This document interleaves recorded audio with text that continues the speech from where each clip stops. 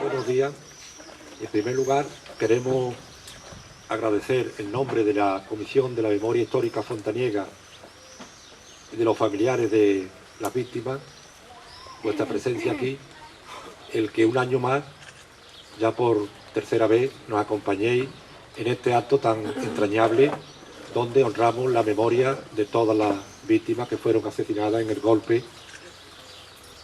militar de 1936. En este acto también nos acompaña Miguel, como alcalde, y Luis Naranjo, director general de la Memoria Democrática de la Junta de Andalucía. Como decía antes, son ya varias veces las que nos reunimos en este parque, al que ya creo que no la gran mayoría, sino todos vosotros, lo consideramos como un lugar que lo hemos hecho nuestro. Un lugar que nos hemos ido dignificando con el recuerdo permanente de todas las víctimas, que aquí ya para siempre tendrán su sitio, y que el mejor homenaje que les podemos hacer a ellos y a ellas es visitarlo, arroparlo y hacerlo también de todos nosotros. Un parque que es nuestro y que es vuestro. Ahora a continuación, Francisco va a tomar la palabra.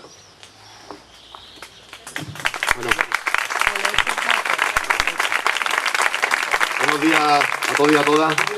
Para nosotros, para la Comisión de la Memoria Histórica, una parte importantísima, y así nos lo planteamos de primera hora, eran los familiares. Por eso, cada vez que hacemos un acto, y cada vez que hacemos un acto aquí, le damos protagonismo a ellos, porque al final son los que, junto con las asociaciones y personas a título individual, pues hacemos posible toda la recuperación de la memoria que llevamos a cabo. Así que, a continuación, intervendrán en nombre de los familiares Ana, Emilio, Rosy y Chari, con la lectura de un texto que entre todos hemos preparado en la comisión. Le doy la palabra a ellos. Muchas gracias.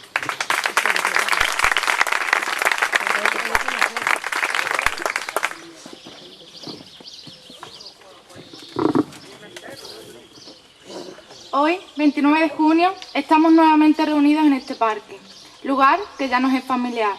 que hemos visto cómo se va transformando, cómo va llenándose de árboles que simbolizan cada uno el recuerdo permanente de nuestros familiares,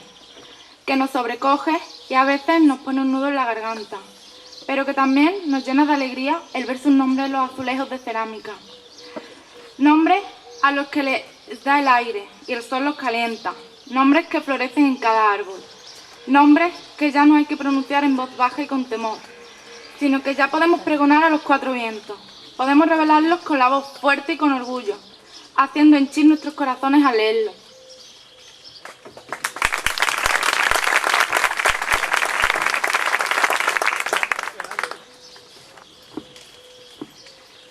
Este parque, al que hemos dedicado tantos esfuerzos, lo hemos visto crecer día a día, le hemos dedicado muchas horas, hemos plantado muchos árboles, hemos construido setos, lo hemos regado muchas veces, viendo crecer y florecer los retoños. Hemos colocado las placas, estamos orgullosos de él, de nuestro parque, pero no nos podemos ni queremos apropiárnoslo. Queremos ofrecerlo a todos nuestros vecinos, a todos los que hoy estáis con nosotros. Queremos que todos disfrutéis de él y con él, que lo incorporéis como un lugar más de recreo y de esparcimiento.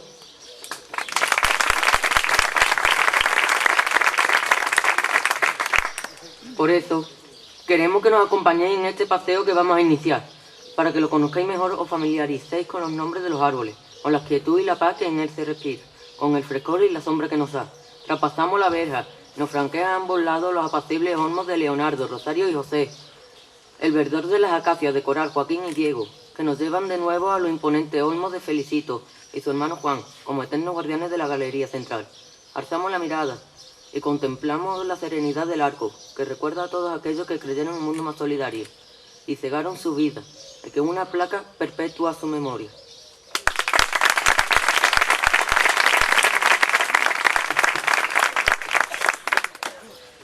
Vamos dejando atrás los olivos de Antonia y su hijo Francisco, o de Pedro y su madre Carmen, las palmeras de Cristóbal y Antonio, y el solitario ficus de María. Cuando llegamos a la explanada central, donde se yergue el majestuoso pozo de Aguaucho, que desde su altura se yergue en el atento y amoroso vigilante de este parque, monumento que simboliza y acoge a todas las víctimas, donde ya ha brotado la vida con su primer nido de pájaros. Nuevas variedades atraen nuestra mirada: el granado de Graviel, joven y ya florecido, que pugna por unirse a las sinfonías de colores y olores en que nos embarga este recinto. A los tiernos laureles de Matilde y José María, que ya quieren mantenerse iniestos y alcanzar el porte del naranjo de Manuela y Julián. En nuestro paseo llegamos ahora a los paraísos de Justo y Juan, o Sebastián, que ensanchan sus ligeras copas, que la mueve la brisa que a veces percibimos, y que nos acerca a los longevos pinos de Miguel, o de José y su hermana Visitación, a los altivos cipreses de Juan José y José, que desde su altura contemplan el paso de las estaciones. Y así llegamos al final de este parque, donde nos reciben los sauces de Manuel y María. Todos estos árboles los estamos viendo crecer, uno con una larga vida a cuestas, otros ya vigorosos y fuertes, y los más jóvenes y pequeños, que briegan por emular a los demás. Parece que la savia que lo hace expandirse emana de la rabia contenida por la cruel injusticia que sobre nuestros familiares cometieron. Pero ellos nos siguen dando ejemplos de dignidad y coherencia. Nos hace el regalo de este parque, su parque, nuestro parque. Que todos estos nombres, hasta 118, ya queden en la memoria colectiva de nuestro pueblo. Les damos este pequeño homenaje por lo mucho de sus ejemplos de vida, de honestidad y de decencia nos ofrecieron. Gracias.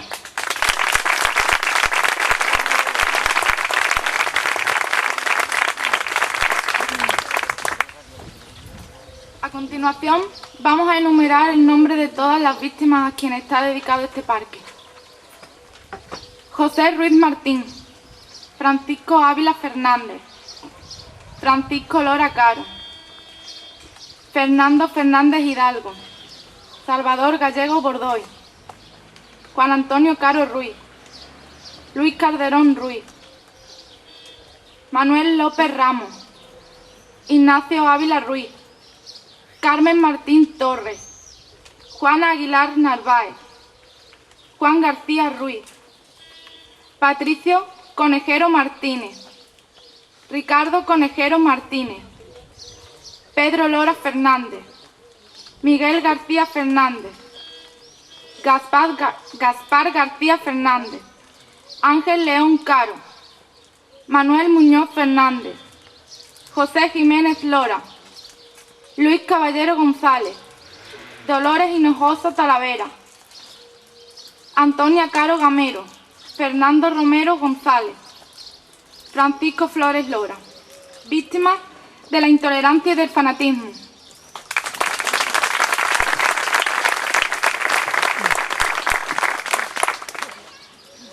Juan Hidalgo Campos, José Caro Torres, Jerónimo Hidalgo Adame, Sebastián Ruiz Galiano, José María Navarro Carretero, Salud Tortolero Tirado, Manuel Villarino Llamas, Antonio Fernández Barrera, Francisco Caro Moreno, Francisco Lora Aguilar, Joaquín Caro Martínez, Juan Fernández García, Manuela Moreno Ayora, María Caro Caro, Josefa González Miranda, Dolores García Lora,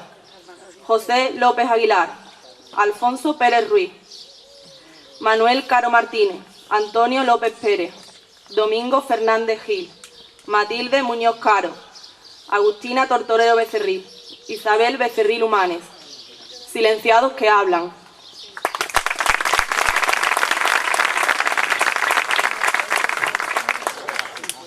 Juan José Tortolero Becerril, Juan Antonio López Tortolero, José Fernández Gallego, Leonardo Guillén González, Pedro Lechuga Tortolero, Antonio González Moreno, Claudio Aguilar Elías, Matilde Márquez Gómez, Carmen Fernández Arroyo, Juan Antonio Jiménez Ruiz, Manuel Conde Barrera, Joaquina Lora Muñoz, María Lourdes León Becerril, María Jesús Caro González, Sebastián Caro Salazar, Coral García Lora, Josefa García Lora, José Ruiz García, Antonio Benjumea Romero, Juan Caro Salazar, Diego Aguilar Criaga, Cristóbal Lora Gómez, Manuel Conde Aguilar, José Caro García, José Aro Mendoza, José González Rodríguez, defensores de la democracia.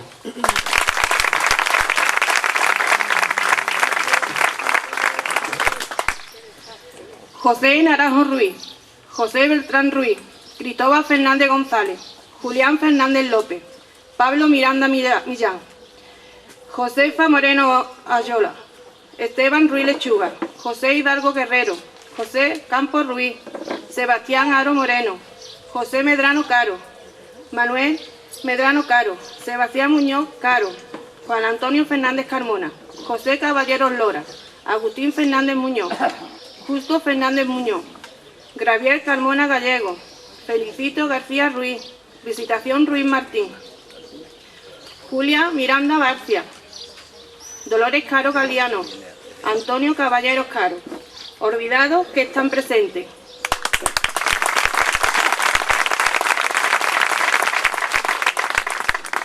José Vega Carmona, Francisco Fernández González, José Flores López, Antonio Gamero Hidalgo, Carmen Estafinilao Moreno, Mercedes Medrano Caro, Juan Antonio Carrezado Ayora, Rosario Guillén González, María Martínez Lora, Félix Jiménez Romero, Joaquín Martínez Ruiz, Juan García Ruiz, Antonio Ruiz Gómez, Juan Aguilera Aguilera, Antonio Aguilera Pérez, Alfonso Caro Millán, Manuel Fuente Guerrero, Antonio Hidalgo Moreno, Joaquín López López, José Portillo Durán, luchadores por la libertad.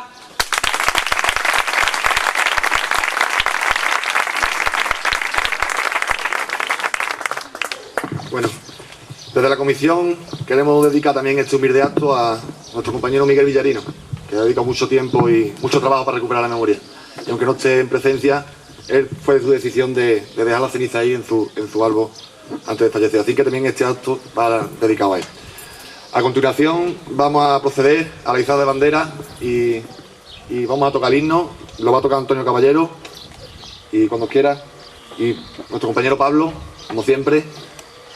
pendiente de la bandera para que se levante lo más dignamente posible.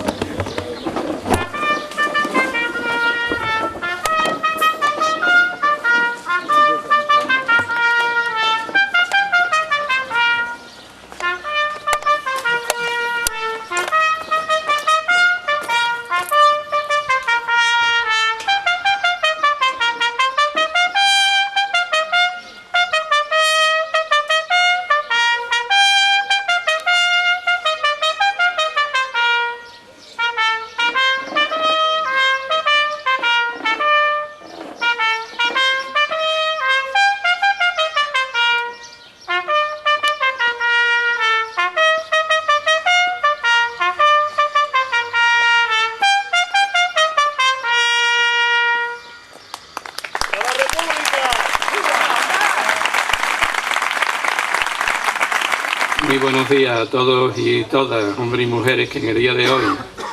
29 de junio del año 2014, os habéis dado cita aquí en este parque de Fuente Andalucía, que lleva el nombre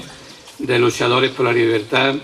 para descubrir el mural que después luego se hará al final del acto.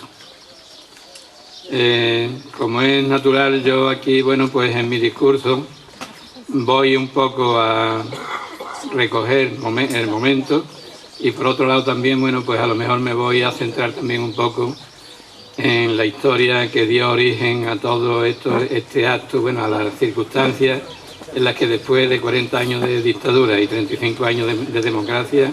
todavía estamos inmersos.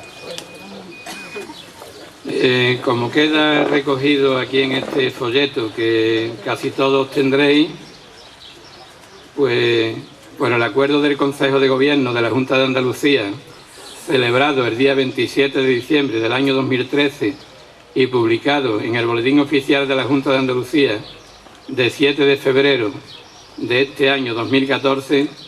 el parque donde nos encontramos ha sido declarado lugar de memoria histórica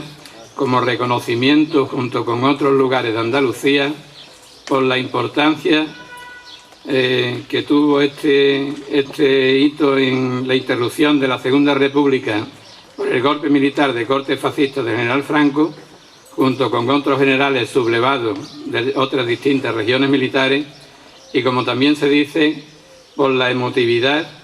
que se respira en este recinto, por haber sido hasta hace poco cementerio municipal y porque en las fosas comunes que se hicieron en el momento del golpe siguen reposando el sueño de la muerte muchas de las 116 víctimas que la barbarie y la sinrazón de los que dieron el golpe truncaron indiscriminadamente solo porque a estas personas se ilusionaron con un mundo mejor que les iba a traer el periodo republicano que estamos viviendo, que entre otras cosas les había prometido leyes que iban a propiciar un mundo o un mejor reparto de la riqueza en aquellos momentos, emitiendo o haciendo leyes importantes que en este sentido iban a hacer la ley de reforma agraria. También mejora en las condiciones laborales, una enseñanza gratuita y efectiva para todos los españoles, donde existía un índice de analfabetización de más de un 90% de la población, y en muchas zonas rurales ni siquiera había ningún tipo de escuela. Unos servicios sanitarios acordes con las necesidades, donde también las condiciones higiénico-sanitarias de las instalaciones dedicadas a ellas dejaban mucho que desear, requiriendo mejoras importantes. Una modernización de la industria existente e implantación de unas nuevas en regiones y nacionalidades de los pueblos de España, y un sinfín de infraestructuras que, de no haber sido por el golpe de los militares sublevados, seguro que hubieran hecho de España un país moderno, solidario y espejo donde mirarse en un desarrollo acorde con la modernidad del momento. Ese fue su crimen: desear un mundo mejor y haberse dotado de un sistema de gobierno que había comenzado a poner en práctica las promesas electorales, las cuales al llevarse a cabo iban a desposeer de múltiples privilegios a la clase dominante de oligarcas, caciques, capitalistas, banqueros, imposición oscurantista de carácter religioso y otras muchas más prebendas que los que las estaban disfrutando no estaban dispuestos a perder. Un fascismo ascendente meteóricamente como el que se estaba implantando en muchas naciones de Europa, deslumbrando a la gente con el eslogan de un nacionalsocialismo que después la historia demostró en lo que consistía, no podía permitir que un país como España se descolocara en sentido inverso a los intereses capitalistas de esas naciones europeas que habían optado por el ideal fascista del nacionalsocialismo, donde Alemania e Italia se estaban erigiendo en esas circunstancias como paladines del mismo. Y fueron esas circunstancias favorables a las que se agarraron la clase capitalista de nuestro país, antes reseñada, porque sabían que iban a contar con los mejores medios tecnológicos en infraestructura militar para imponerse al gobierno republicano y a los ideales de solidaridad, justicia y equidad de los pueblos de España. Afortunadamente, y digo afortunadamente, porque aunque mundialmente, pero sobre todo en Europa, todos sus pueblos tuvieron que pagar un alto precio en vidas humanas, sacrificios incalculables y altas pérdidas en infraestructuras por la guerra que desencadenó el fascismo a nivel internacional, este terminó por perder la guerra y en las personas que mejor le habían representado fue juzgado y condenado públicamente en las más altas instancias por el Tribunal de Nuremberg. Pero, ironías de la historia, el régimen fascista del general Franco, cuando internacionalmente iba a ser excluido y separado de la comunidad internacional, en 1946 la Conferencia General de la ONU recomienda retirar todos los embajadores acreditados en España, pero cuando al año siguiente, 1947, esta recomendación tenía que ser ratificada, Estados Unidos la impide con su veto. Y en 1949 la ONU retira esta recomendación. Los Estados Unidos de América, que después de la Segunda Guerra Mundial se habían perfilado como la mayor potencia militar mundial del sistema capitalista, en oposición a la Unión de Repúblicas Socialistas Soviéticas, en las que apreciaban un potencial enemigo que podía poner en peligro al propio sistema, optó por salvar al régimen de Franco, entre otras cosas porque deseaba instalar bases militares en España por su especial situación geoestratégica, hasta el punto que hoy en día se mantienen dos, Rota y Morón de la Frontera, siendo la de Rota de las más importantes instaladas en el continente europeo. Es así como el régimen de Franco es el único régimen netamente fascista que sobrevive a la Segunda Guerra Mundial, no por la gracia de Dios, sino de los Estados Unidos, que votó en contra de la resolución de la ONU para que éste fuese aislado y posteriormente condenado.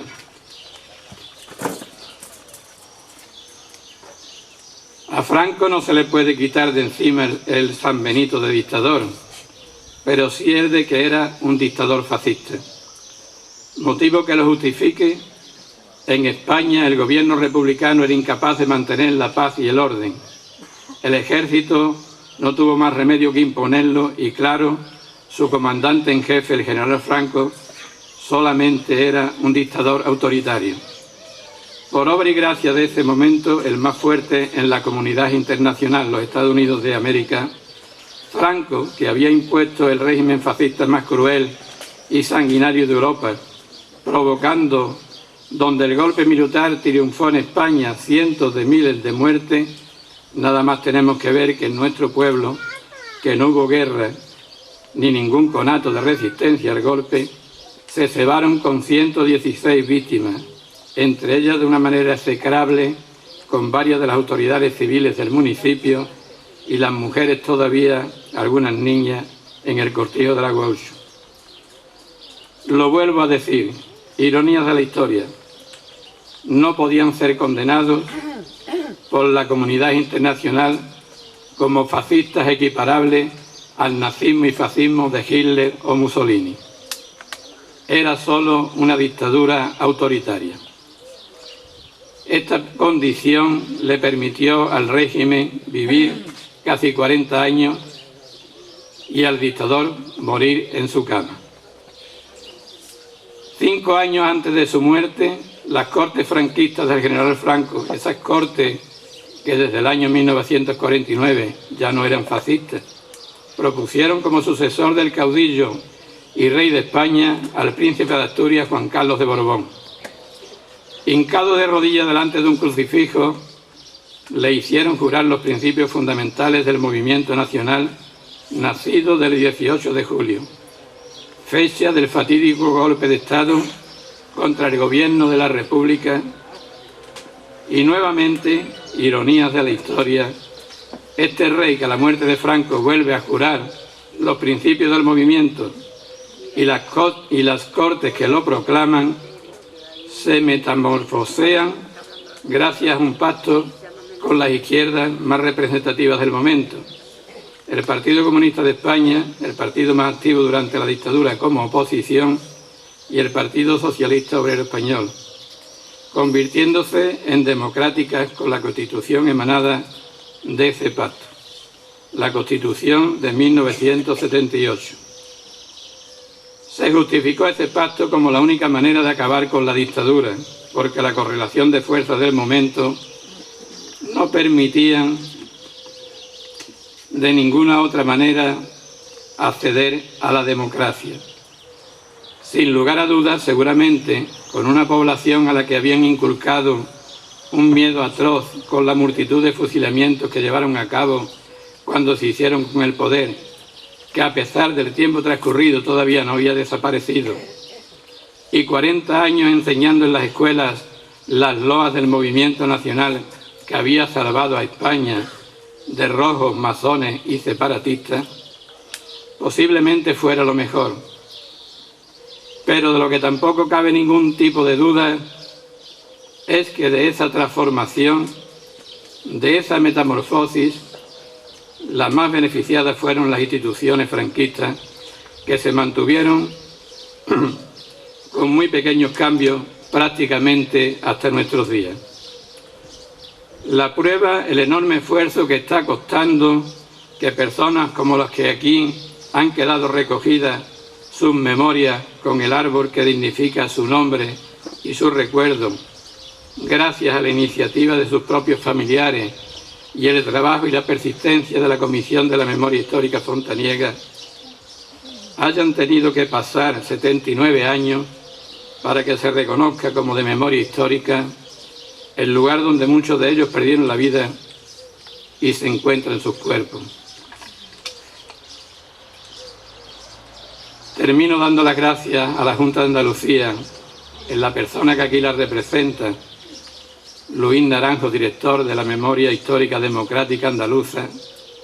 por el reconocimiento de este Parque de Luchadores por la Libertad de Fuente de Andalucía como lugar de memoria histórica, porque espacios como este irán jalonando la escalera en la que peldaño a peldaño se irá construyendo la escala que los que aquí se encuentran iniciaron en aquellos momentos o días gloriosos de la Segunda República y que poco a poco se irán perfilando como los auténticamente herederos de la verdadera democracia y libertad. Y no quisiera dejar pasar la ocasión de agradecer a Luis, director general, como antes he dicho, de la Memoria Histórica Democrática de Andalucía, la labor tan ingente que le ha tocado llevar a cabo desde que ha cedido al cargo en la recuperación de la memoria, justicia y reparación de las víctimas. Y sin más, bueno, a todos y todas los que aquí os encontráis, daros las gracias por vuestra atención.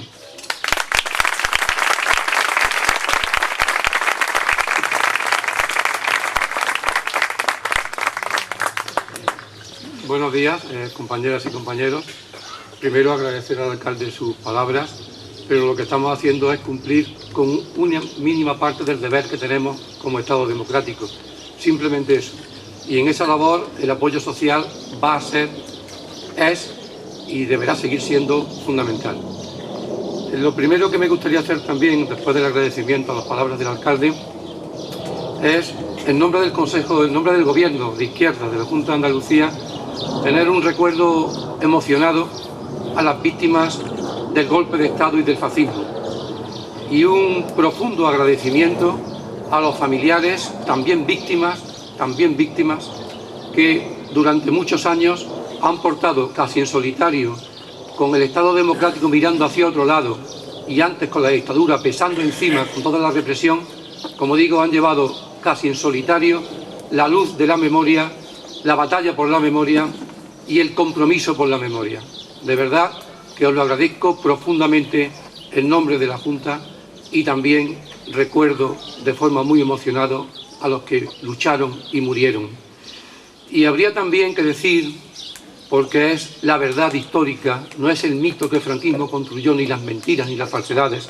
sino la pura verdad, que estas víctimas, esas 119 víctimas, forman parte de un genocidio brutal que el franquismo impuso, que los rebeldes fascistas, militares, representantes de la oligarquía financiera y terrateniente impusieron al pueblo español y al pueblo andaluz. Que no hubo guerra, que la guerra realmente solo empezó con el nombre tal cuando pasaron varios meses después, porque la República no tenía un ejército que enfrentar en estos primeros días,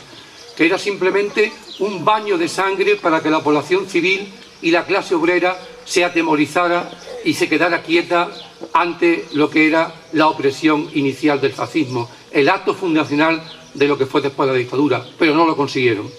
Por eso tenemos que recordar a los que yacen aquí y a tantos otros en toda Andalucía, no solo como víctimas, sino fundamentalmente como luchadores, con ese hermoso nombre que lleva este parque, luchadores